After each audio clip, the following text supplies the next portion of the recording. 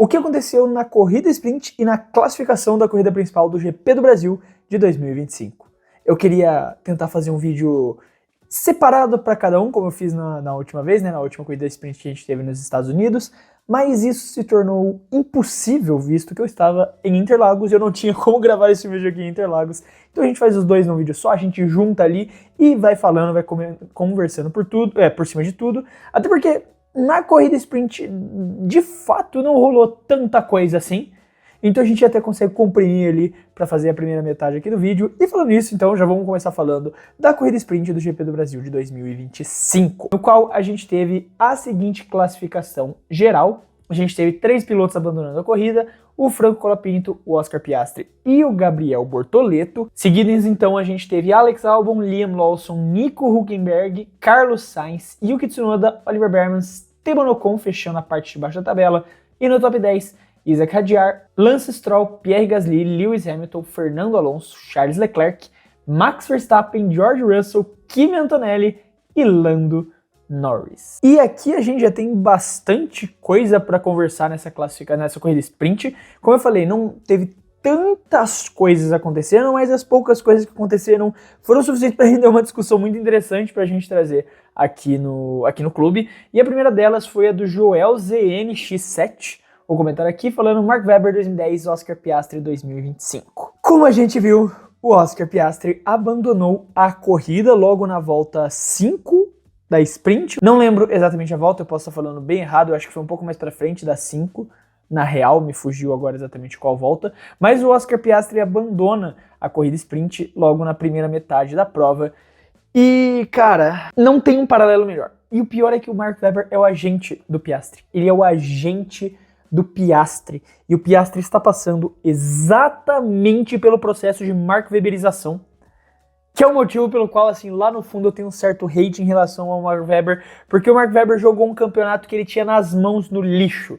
Eu acho que isso é alguma pira de australiano. O australiano gosta de que não sobre nada pra ele, sabe? Não sobrou nada. Vamos trocar o não sobrou nada pro Betinho pra não sobrou nada pro australiano. Porque, cara, o Mark Webber, em 2010, tinha a faca e o queijo na mão pra ser campeão e pipocou, entregou aquele campeonato primeiro nas mãos do Alonso e depois, eventualmente, nas mãos do Vettel. E agora o Piastri fez exatamente a mesma coisa. Ele tinha tudo pra ser campeão. Ele tinha tudo pra ser campeão. Precisava de um desastre pra ele não ser campeão. E o que aconteceu? Não um, não dois, não três, vários desastres em sequência. Cara, não foi, o complicado é que não é uma corrida do Piastri, sabe? Não foi uma corrida que ele foi mal. Ele tá indo mal em corrida atrás de corrida, isso que eu queria falar. E essa daqui foi mais uma delas. E é um processo de Mark Weberização. Esse erro dele, assim, você não pode cometer esse erro disputando um título mundial. Depois você tem outros pilotos que cometem erros na mesma parte da pista, que vão pro muro ali, beleza. Mas você, na sua situação, você não pode cometer esse erro, cara. Você não pode rodar naquela situação. Claramente a pressão pegou o Piastri. E isso tá afetando os resultados dele. A gente até discute um pouco melhor na classificação, mas claramente a pressão caiu no colo do Oscar aqui. E, bom, como eu falei, eu discuto até um pouco melhor a questão da pressão e tudo isso quando a gente chega na parte da classificação, né, que eu vou falar mais um pouco do Piastri também. Mas agora sobre a corrida, que eu acho que é a discussão principal que a gente tem que trazer aqui, isso dá os pontos de bandeja pro Norris, que sai ali com, assim, abre uma vantagem absurda, abre 9 pontos, e tá, além de estar na pole position, então ele vai sair de Interlagos ali com a mão na taça, ainda mais considerando o que aconteceu com o Verstappen, né, já tô me adiantando. A gente tem mais coisa pra falar da corrida sprint, como o comentário do George Russell 123, só porque o Fred falou que o Colapinto não batia faz tempo, ele bateu na sprint. Pior que o mano ali assinou o contrato, falou, você me defendeu, irmão? Toma aqui na sua pra tu ver, pra tu aprender a não me defender mais. Brincadeira, eu ainda acho que ele é um piloto muito subestimado, que ele ficou com o estigma de bater muito, sendo que ele não batia faz tempo, mas ele bate, né? Eventualmente você vai bater. Tipo, a gente tá falando da mesma corrida que outros 4 pilotos bateram na mesma prova, sabe? Na mesma corrida que, além dele, o Piastri, o Hülkenberg e o Bortoleto bateram, assim. E a gente já vai falar disso também.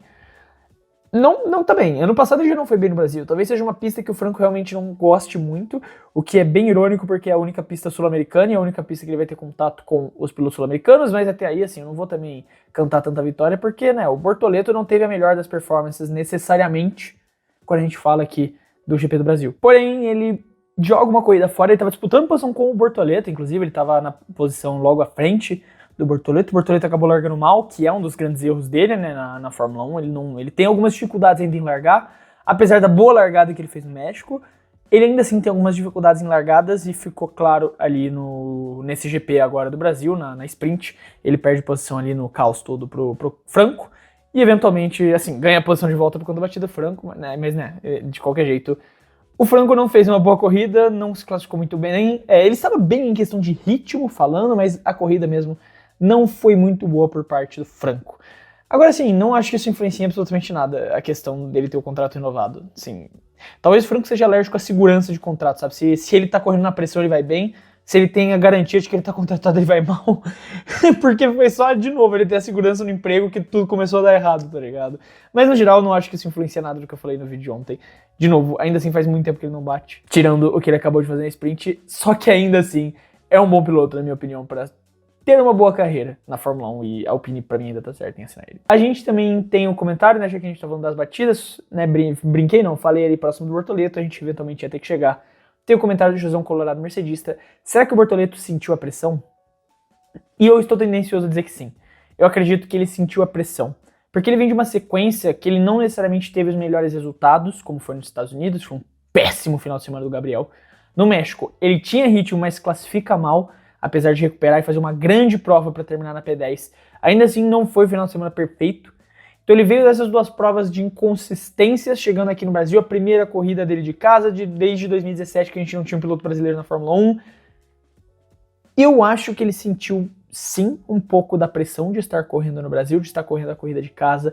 Eu acredito que isso realmente tenha tido alguma justificativa ali na pressão, assim, porque ele estava fazendo uma boa prova. A verdade é que ele estava fazendo uma boa prova.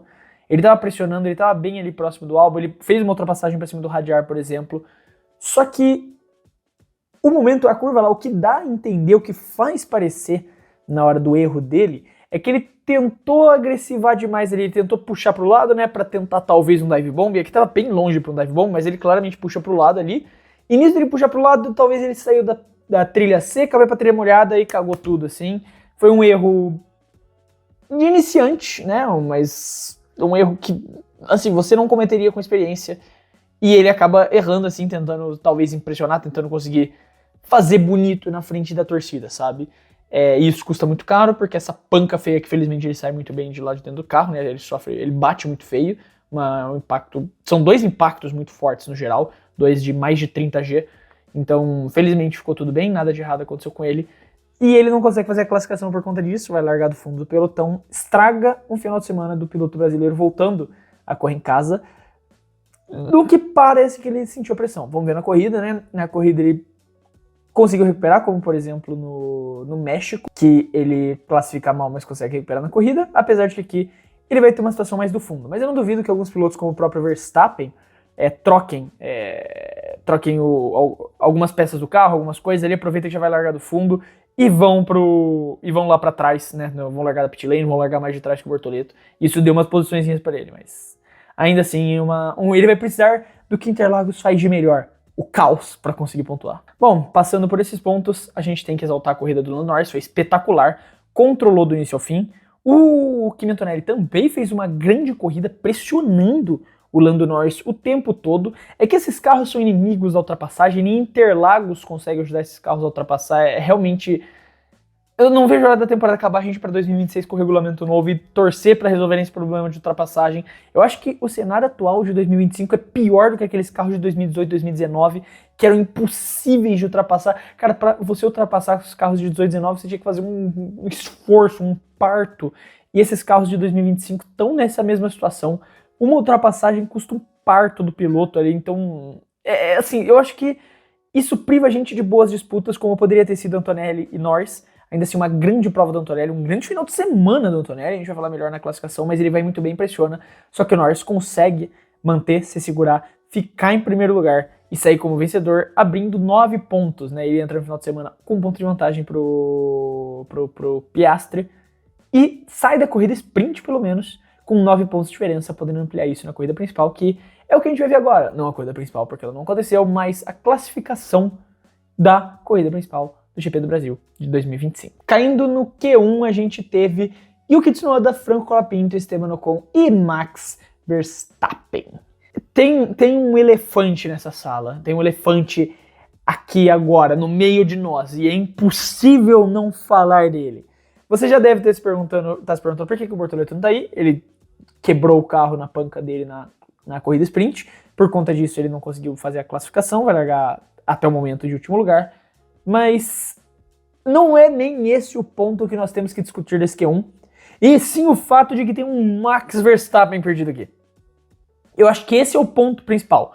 O Yuki Tsunoda tá aí, beleza, ninguém mais espera nada hoje do Yuki Tsunoda, né? A gente já falou disso em vários vídeos.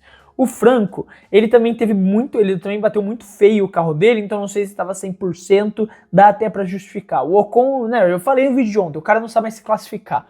O Ocon esqueceu como fazer uma classificação. Ele não sabe, já faz um bom tempo que o Ocon não sabe o que é volta rápida. Agora, Maximilian Verstappen é algo que nós temos que discutir aqui. E a gente tem a classificação, não, o comentário do Nicolas Rafael. Que classificação terrível do Verstappen. Botou com 2 S's aí, Nicolas Rafael. Que classificação terrível do Verstappen. Cara, e assim, eu entendo a questão de que as atualizações da Red Bull não estão bem, não conseguiram configurar o carro bem. Mas, mano, a gente não pode isentar o Verstappen de toda a culpa. Por pior que tenha sido qualquer configuração, por pior que esse carro tenha recebido qualquer atualização, cair no Q1 ainda assim é algo muito significativo. É algo muito grande você cair no Q1. A minha visão de tudo isso é, neste final de semana, o Max ele percebeu que não vai mais ganhar o campeonato. Que não tem mais o que fazer pra ganhar esse campeonato. Então ele tá atacando foda-se, sabe? Ele falou, meu irmão, eu não vou mais ser campeão, então não tô nem aí. E vai fazendo o que faz, e ele não tá se esforçando 100% pra tentar passar de fase, pra tentar passar pro Q2, pra tipo, dar aquela pilotagem Max Verstappen pra chegar até o próximo nível e tentar conseguir, tipo, fazer uma volta milagrosa e eventualmente conseguir colocar esse carro num Q3, assim, ou brigar por uma pole. Porque a gente tá falando desse mesmo carro que classificou ontem decente, em P6, obviamente não é o esperado, mas é o mesmo carro que classificou em P6, caindo no Q1. Então assim, pô, não é de um dia pro outro que a Red Bull enfiou atualizações que fizeram ele cair. Eu realmente vejo que o Max, ele só, tipo, cagou. Isso é uma crítica, eu falo isso num tom de crítica. Eu que elogiei o Max Verstappen a temporada inteira, quando é pra criticar o piloto, eu vou criticá-lo. E nesse momento é pra criticar o Verstappen, porque ele, assim, quando as coisas não estão sem... Isso é um vídeo que eu já fiz no ano passado. Eu fiz esse vídeo no ano passado, no pós-GP do México, se eu não estou enganado. Se eu não estou enganado, eu fiz pós-GP do México com toda a polêmica dele e do Norris. Mas o Verstappen é um piloto que quando as coisas não estão indo do jeito que ele quer, do jeito que ele gosta, ele caga. Um grande exemplo disso foi o GP da Espanha, que ele ficou puto e jogou o carro pra cima do Russell. Se ele não tivesse tomado aquela atitude besta, ele tava disputando o título mundial agora. Porque ele não teria perdido todos aqueles pontos que ele perdeu por contra a punição pelo toque bobo pra cima do Russell, sabe? O Verstappen, na minha opinião, nunca vai mudar. O Verstappen é um dos melhores de todos os tempos. Ele é absurdo. E eu queria, assim, que ele terminasse bem nessa corrida pro campeonato continuar disputado. A câmera caiu e eu precisei arrumar, levantar ela de novo pra poder voltar a gravar o vídeo aqui. Eu até perdi o fio da meada do ponto que eu estava falando na hora, antes da câmera só cair de frente aqui, que é o meu celular, no caso, que eu tô gravando. Ele é um piloto que precisa que as coisas estejam na zona de conforto dele para que ele opere da melhor forma. Se elas fogem dessa zona, ele toma algumas atitudes, sabe, meio tipo, não quero mais. E foi isso que me deu a entender nessa classificação. Mas tem um lado positivo de tudo isso, como o Cade trouxe. O Max vai largar bem próximo do Bortoleto, os dois vão subir posições juntos como belos amigos e terminar no top 5, porque caso você não se lembre, ano passado o vencedor desta mesma corrida que estamos falando foi Max Verstappen, largando da P17. Por conta de uma queda que teve no Q1, por conta daquela bandeira vermelha causada pelo acidente do Lance Stroll, meio polêmica até, né, o momento que a bandeira vermelha foi mostrada. Mas o Verstappen larga lá de trás e uma bandeira vermelha na corrida também auxilia ele.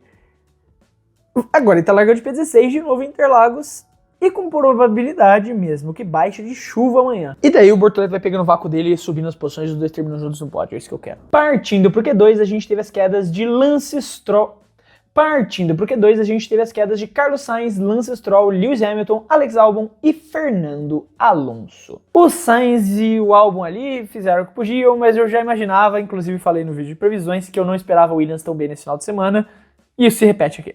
Né? O Williams não tá bem nesse final de semana, os dois pilotos não estão satisfeitos, especialmente o Sainz, ele tá bem insatisfeito com a situação do carro nesta corrida, neste final de semana, e ele deixou isso bem claro o máximo de vezes que ele pôde no rádio em todas as oportunidades possíveis e acaba caindo na 15ª posição. O Albon até consegue fazer uma boa colocação ali, um 12º, dá para tentar sonhar com pontos nas corridas com os carros da Williams, não que eles tenham uma grande preocupação, porque os principais rivais também não estão nas melhores posições, apesar de ter alguns dos pontos, então pode não ser tão ruim terminar sem pontos, apesar de, obviamente, que eles vão brigar pelos pontos, já que o carro cresce um pouco na corrida. O 14º colocado foi Lance Stroll, e Lance Stroll, esse é o comentário sobre ele, como sempre, não tem muito o que falar desse cara. Aston Martin morreu de ontem, né? O Alonso também não conseguiu chegar ao Q3, que vem sendo uma presença frequente em Q3, o Alonso. E a Aston Martin mostrou ontem um certo potencial, parecia que estava bem, parecia que estava encaixado aqui no GP do Brasil, mas os dois carros agora caem no Q2 e é isso. O Alonso está em boa posição, ainda pode sonhar com pontos também, largar de 11º não é tão ruim, considerando o cenário da Aston Martin, é briga pelo P6 dos construtores. Então, assim, não é o ideal para Aston Martin, mas melhor do que nada para os dois. E, obviamente, o 13º colocado, de novo, Sir Lewis Hamilton caindo. Caiu ontem no Q2 e cai agora no Q2 do GP do Brasil, o GP ali de um país que ele gosta muito, uma pista que ele gosta muito, tem este resultado decepcionante. E a gente tem o comentário aqui do Gabriel falando do Verstappen caindo no Q1 e Hamilton no Q2, somente Interlagos proporciona isso, porque sim, somente Interlagos proporciona isso, mas realmente é um final de semana bem atípico. Mais pelo Verstappen, obviamente, eu acho que esse é o grande choque, o Verstappen cair no Q1, é o choque de tudo isso, que tipo, o que está acontecendo, mas o Hamilton no Q2 é uma realidade já dessa temporada, né, a gente tem que dizer, e realmente, assim, a Ferrari não está mal, a gente vê pelo próprio Charles que fez uma boa volta, a Ferrari não está mal. Mas o Lewis não conseguiu se encontrar, não conseguiu se encaixar muito bem aqui no Brasil com esse carro da Ferrari. E é outro que, pra falar a verdade, tá já meio... Acho que depois do México, o que aconteceu com as punições do México, ele já ficou meio tipo... Meu irmão, acaba essa temporada logo, foda-se. Chega o regulamento novo logo, pelo amor de Deus, pra decidir se eu tô lavado de vez ou não. Partindo pro Q3, o nosso top 10 ficou com Nico Hülkenberg, Pierre Gasly, Oliver Bearman, Liam Lawson, George Russell, Isaac Hadjar, Oscar Piastri, Charles Leclerc, Kimi Antonelli e Lando Norris. Tem muita coisa pra gente digerir aqui. Muita coisa pra gente digerir aqui. Primeiro, grande classificação do Nico Hülkenberg. Conseguiu mais uma vez botar este carro no Q3. Botou ontem no Q3, bota no Q3 de novo. Mostra que o carro da Sauber está bom. O carro da Sauber tem total capacidade de pontuar, brigar lá em cima e estar bem aqui no Brasil. Mas no final de semana, abaixo do Gabriel, não está permitindo com que ele consiga fazer isso. Agora o Nico está aproveitando essa oportunidade e acima dele a gente teve o Gasly de Alpine. E a gente tem até um comentário aqui do João Pedro, e Gasly muito bem com essa carroça da Alpine no Q3, tem que ser parabenizado aqui o trabalho do Gasly, porque foi absurdo colocar esse carro da Alpine no Q3. É um absurdo, esse carro da Alpine... No México, eu já falei, né, eu já trouxe para vocês o comparativo do quão ruim está este carro da Alpine. No GP do México, tudo de ruim que podia acontecer com o Sainz aconteceu com ele. E ele ainda voltava na frente da Alpine, ele voltava dos boxes depois de pagar 1 bilhão de segundos de punição, e ele voltava 30 segundos na frente das Alpines. O GP do México foi a prova do quão ruim estava o carro da Alpine. Dito tudo isso, Pierre Gasly botou o carro da Alpine no Q3. Grande classificação do Pierre. Grande classificação do Pierre. Vamos ver se ele consegue trazer mais alguns pontinhos. Não que vai mudar o cenário da Alpine, eu não acho que mude em muita coisa. Eles vão terminar em último lugar nos construtores, assim, a não ser que o Gasly vença essa corrida de forma milagrosa, mas ano passado a gente teve pódio duplo da Alpine, né? Então quem sabe. Oliver Bearman faz mais uma grande classificação, isso vem sendo um ponto muito forte dele ao longo dessa temporada. Ele se classifica muito bem, ele já provou isso diversas vezes, e mais uma vez ele faz uma grande classificação, colocando este carro da Haas em 8º lugar com o Ocon classificando lá atrás, o Ocon não conseguindo sair do Q3. Então, mais uma vez, o Bearman fazendo uma grande classificação, mostrando para o mundo que Esteban Ocon está lavado e que, cara, se assim, não melhorar muita coisa, quem vai perder uma vaga aí na Fórmula 1 nos próximos anos, pro nosso Safa Câmara, vai ser o Esteban Ocon. Acima do Oli, a gente teve o Lawson em 7º lugar, conseguiu se recuperar da classificação ruim que ele teve ontem, fazendo uma boa prova, colocando o carro ali no Q3 em 7º lugar, 2 posições atrás do Isaac, o que não é de nenhuma forma assim terrível, nem nada. É claro que você nunca quer perder para o companheiro de equipe, mas depois do que aconteceu ontem, ele coloca o carro próximo, ele se classifica bem e coloca a Racing Bulls ali numa posição forte para pontuar, pensando no P6 dos construtores, que tem uma briga muito acirrada por esse P6. E a Aston Martin é uma das... Aston Martin também, mas a Racing Bulls é uma das equipes que está brigando por isso. E o P6, e o P7 e o P5, que foi conquistado pelo Isaac Hadjar, vão ser extremamente importantes, e do próprio Isaac, que parece que se reencontrou. Na sprint ele não estava tão bem, até inclusive foi ultrapassado pelo Gabriel, apesar de ter continuado na sombra do Gabriel o tempo todo, e quando o Gabriel tem um acidente, atrapalha ele o Albon com algumas peças na pista, ele também se aproveita disso e passa o Albon, ganhando 2 posições. Então, foi só talvez um momento ali de distração, um momento atípico, mas o Hadjar tá muito bem nesse final de semana e tem total capacidade de resenhar ali na frente do grid. O George Russell larga de 6º lugar, e assim, talvez a pior classificação dele do ano, não necessariamente em posição, mas pelo fato dele não estar conseguindo acompanhar o ritmo do Antonelli. O Antonelli está muito melhor que o Russell, e não é pouco. O Antonelli está muito melhor que o Russell aqui no GP do Brasil. O Antonelli chegou em Interlagos e baixou ali a visita ao túmulo do Senna, realmente baixou o espírito aqui em Interlagos, e o Kimi Antonelli está fazendo um ótimo final de semana. P2 na sprint, tanto na classificação quanto na corrida, e classifica agora em P2 de novo. Depois do Lando Norris, o melhor piloto na pista é o Antonelli, sem discussão, não tem uma discussão aqui. O melhor piloto em pista depois do Lando Norris é o Kimi Antonelli. E a gente tem até um comentário aqui do Mesra73. O Antonelli andou comendo dióxido de titânio de colherada essa semana, como tá correndo bem o garoto. E exatamente isso, cara. Eu acho que o pessoal da Mercedes chegou lá no potinho com o pó branco do dióxido de titânio e foi mandando pra dentro da colherada, lá numa colher de sopa, tá ligado? Pra dentro. Porque realmente o Kimi está insano, ele tá muito bem nesse final de semana. Ele realmente está muito bem. E sim, é que o problema é que os carros, como eu falei, são difíceis de ultrapassar, muito difíceis. Mas pelo ritmo que ele impôs na corrida de sprint hoje, eu não duvido dele fazer uma sombra pro Norris e sonhar com a primeira vitória dele na Fórmula 1 não, tá? Se ele manter o ritmo da sprint, eu não duvido que isso aconteça. Mas eu até me adiantei falando do Russell e do Antonelli. A gente teve algo antes dos dois, especialmente logo depois ali do Isaac Hadjar, que foi um que eu falei antes também da hora, que foi o 4º colocado, Oscar Piastri. Ele mais uma vez não teve uma grande classificação, a gente tem até o comentário do João Frederico de Freitas. O Piastri tomou o sabor pipoca do Norris. E cara, é realmente papo de pipocada nível Weber. O Weber é o agente do Piastri, ensinou ele direitinho, ele deu o workshop de pilotagem exemplar pro Piastri. Meu irmão, eu não imagino a dor no coração dos australianos que viram o Weber entregar o título em 2010 e agora em 2025, 15 anos depois, quando eles finalmente tiveram a chance de ver um australiano ser campeão de novo, o piloto australiano deles vai lá, a lá Mark Webber, e entrega o título. Porque, cara, essa classificação em 4º lugar é um atestado de que ele não vai disputar mais esse título com o Norris. O mental do Piastri não existe mais. Como eu falei, eu fiz um vídeo no Fred Girnos falando exatamente sobre aquela fala do Norris, dizendo que minha prioridade não é ser campeão mundial. Ele fez o certo pra ele, que foi tirar a pressão da cabeça, jogar pro lado e falar, meu irmão, eu estou fazendo o meu. Se eu ganhar, beleza. Se eu não ganhar, tá tranquilo. Não muda nada. E isso está trazendo resultados. Essa mudança de postura, essa mudança de mentalidade, que sempre foi a maior crítica que eu tive ao Lando Norris, que ele não tinha um mental em dia, ele conseguiu controlar isso. Ele aprendeu a corrigir isso. E olha aí o resultado. O Piastri claramente está sentindo a pressão. É claro, é evidente que a pressão está lá. Ele está transbordando essa pressão.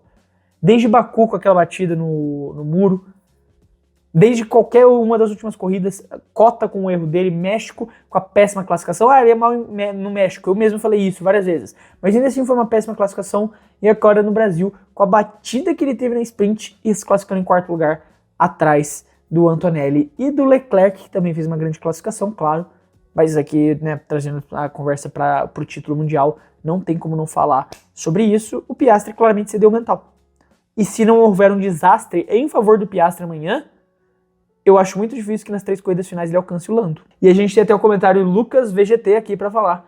O Norris vem fazendo um final de semana digno de campeão mundial, liderou o TL1, pole sprint, vencedor da sprint e pole para corrida. O Norris, ele botou na cabeça dele que ele vai fazer o melhor que ele pode. Ele vai entregar o melhor resultado que ele pode. E dane-se o que os outros pensam. Algumas coisas mesmo, como ele fez, por exemplo, de tirar o delta do volante dele, né? Porque uma das opções que você pode ter no displayzinho do seu volante ali é mostrar o tempo dos pilotos que estão próximos de você. Que nem no jogo da F1, caso você já tenha jogado, né? Fica o seu nomezinho aqui. Tipo, você tá tantos segundos do carro da frente e tantos segundos do carro atrás. Ele tirou isso do volante dele, pra não ter essa pressão, tipo, cara, eu não me importo com o que o carro atrás de mim ou o carro na minha frente estiver fazendo, eu não me importo com quanto eles estão virando. Eu vou me importar, eu bati no microfone, isso deve ter feito som horrível, eu vou me importar com o quanto eu vou fazer. Eu vou focar em cada volta fazer a minha melhor volta. Se não foi o suficiente, paciência, eu me esforcei pra dar o melhor. E eu concordo com ele, porque se eu fosse piloto eu acho que eu faria a mesma coisa. Eu tiraria o displayzinho. Porque, cara, eu ia ficar o tempo todo pensando, pô, mas eu tô me esforçando e o cara tá alcançando, como que eu vou melhorar minha volta? Não, tira, esquece isso. Se ele te alcançar, ele te alcançou. O importante é você focar na sua volta e fazer seu melhor tempo. E o Lando Norris fez um final de semana digno de ser campeão mundial. Desde os Estados Unidos eu já tô elogiando ele. Porque desde os Estados Unidos eu tô falando que ele tá diferente, que ele tá com uma atitude diferente dentro das pistas. E eu acredito que no México isso ficou evidente. E aqui no Brasil, mais uma vez, está mostrando que ele quer esse título. E, cara, se no começo do ano eu tive minhas críticas, e várias críticas a ele, né? Quem acompanha o clube sabe que eu tive várias críticas ao Lando Norris nesse tempo. Agora eu não tenho o que dizer. O Lando Norris está pronto para ser campeão mundial. Tipo, se no começo do ano eu falei que ele não estava pronto e não estava preparado, porque eu realmente acreditava naquilo, ele trabalhou a cabeça dele. E agora, como o Luca disse aqui, fez um final de semana de campeão mundial. E pra mim, hoje o Lando Norris tem sim a cara de um campeão mundial. Se ele não tinha antes, agora ele oficialmente tem. Mas aí tá tudo o que aconteceu na corrida sprint e na classificação do GP do Brasil de 2025. Eu quero, como sempre, saber a sua opinião. Não esquece de deixar ela aí nos comentários. Se você concorda, discorda, o que você mudaria de qualquer uma das coisas que eu disse aqui. Eu quero pedir desculpas pela câmera que ficou subindo e descendo o tempo todo nesse vídeo. Gravando improvisado tem dessas, né? Dito tudo isso, não esquece também de se inscrever no canal se você gostou do vídeo, porque ajuda muito a continuar produzindo todos esses vídeos aqui pra vocês e a permitir que eu possa estar em Interlagos e trazer alguns conteúdos exclusivos, como eu já estou trazendo. Se você acompanha os shorts do Clube da F1, já teve um short especial de Interlagos e vai ter mais ainda, tá? Teremos mais shorts especiais de Interlagos, então não deixa de conferir tudo que a gente produz aqui. Se você quiser ajudar de outra forma, você pode fazer isso se tornando membro, clicando aqui embaixo no botão Seja Membro, que ajuda muito a poder produzir tudo isso aqui. É totalmente simbólico e opcional, mas ajuda do fundo do coração. No mais, eu quero deixar um abraço para você que ficou até aqui e até o próximo vídeo.